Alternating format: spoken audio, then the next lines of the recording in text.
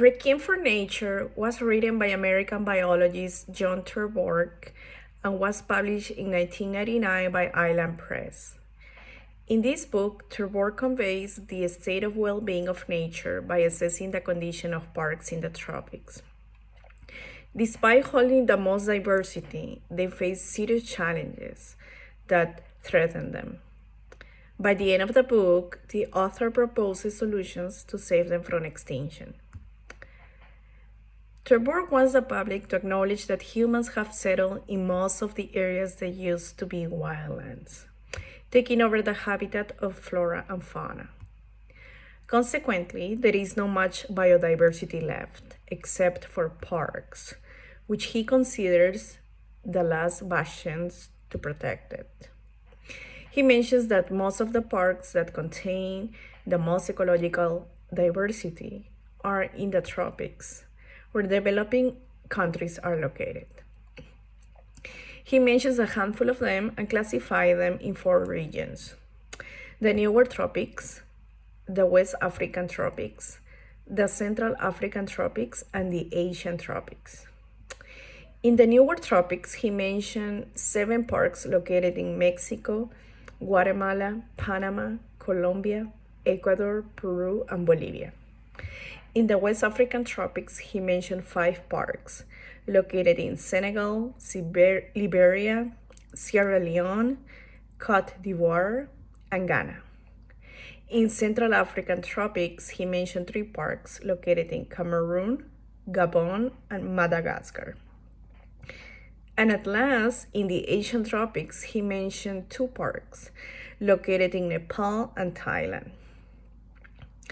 Terborg have visited many of them, but especially shared his experience at the Manu National Park, where he was stationed for 25 years to study tropical nature. The Manu is a 1.5 hectare park positioned in the western side of the Amazon River in Peru, and it is at the epicenter of biodiversity, counting with almost 1,000 species of birds, more than 200 mammals, almost 90 species of frogs, more than 1,000 species of butterflies, and almost 200 species of trees per hectare, among others. The challenges the Manu National Park faced in the 90s were relatable to what other parks in the tropics experience: human overpopulation and weak institutions. Regarding the first threat, Terborg mentions that the exponential growth of human population is an issue well ignored by politicians. Overpopulation, first and foremost, implies the fragmentation of the land to create urban spheres suitable for humans. An inevitable consequence of this is the little hectares left for top predators, to which brings their extinction and is followed by the whole disruption of the ecosystem and the permanent loss of other species. Overpopulation also brings the exhaustion of natural resources due to the never-ceasing demand for them, which generates deforestation, depletion of the oceans, erosion of the land, contamination of the water, air pollution, among others. Overpopulation additionally conveys the frontier mentality that people from bottom ranks of the social ladder in the developing world hold with respect of the wildlands. They believe it is free for grabs, and acting in survival mode, not having any other means for subsistence, decide to invade them. Examples of these are farmers, loggers, miners, squatters, poachers, and timber extractors, usurping and working the land illegally. On the other hand, the second threat refers to the underdevelopment of social, political, and economic areas shared by most countries in the tropics. Examples of these are corruption, poverty, lawlessness, inequality, and social unrest. Therefore, unstable societies have weak institutions that are not well equipped to manage and protect the parks. The author recalls from his experience in the Manu National Park that park guards were underpaid, underfed, and undertrained, and neither them nor the administrators had enough authority to arrest trespassers. The notorious consequence of the weakness of an institution to protect any park can be reflected in the loss of a species of flora and fauna by allowing indigenous communities to live and exploit the natural resources of the park with economic means. After giving us a grim view of the conditions of the parks in the tropics, the author offers solutions to protect and save them from extinction. The first advice he gives is related with the economic funds used to protect the parks. He strongly believes in the creation of an endowment fund to protect them. Non-governmental organizations usually tend to have a short-term vision, more concerned with the bottom line, which does not help parks in the long run. The second advice he gives is regarding law enforcement.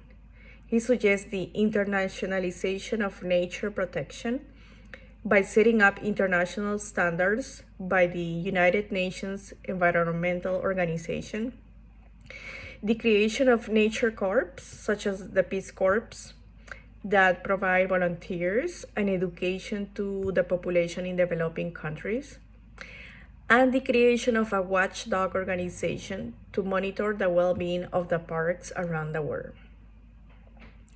The third advice he gives is linked especially with government policy to reframe legislation that addresses the regulation of land ownership, of the use of the land, of planning, of trade, of subsidies, of taxes, and of investment in parks and biodiversity conservation. In this book, I believe the author's main objective was met. He wanted to raise awareness of the vulnerable position that parks in the tropics face, and his strong conviction that nature can be saved only through the partnership of science and strong institutions. His audience is well-educated citizens and government authorities from developed nations such as the United States, Canada, Australia, and Europe. Terborg aimed to encourage action to protect the parks in the tropics, which was reflected through the main themes of his book, such as the importance of preserving them, their challenges, and the solutions to save them.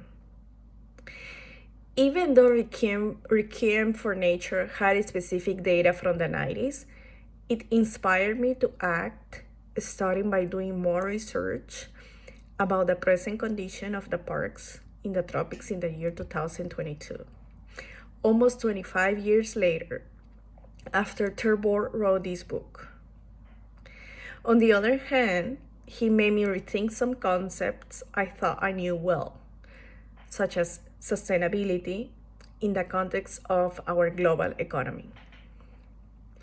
Overall, I would recommend this book to anyone interested in learning and willing to take action to protect the biodiversity that is left in our planet by investing in the parks of the tropics. I would advise to use this book to build basic knowledge about conservation of parks, with a footnote to look for more updated data consistent to the year of 2022. What I learned reading Requiem for Nature were three main concepts. One of them is about sustainable development, which the author believes it is not possible with the way our economy works, using major-scale agriculture to feed vast amount of people. Sustainable means, according to Terborg, to use renewable energy for every single process of the production of the land, without the use of big-scale machinery that violently transforms the land, and without a degree of exploitation we have already caused.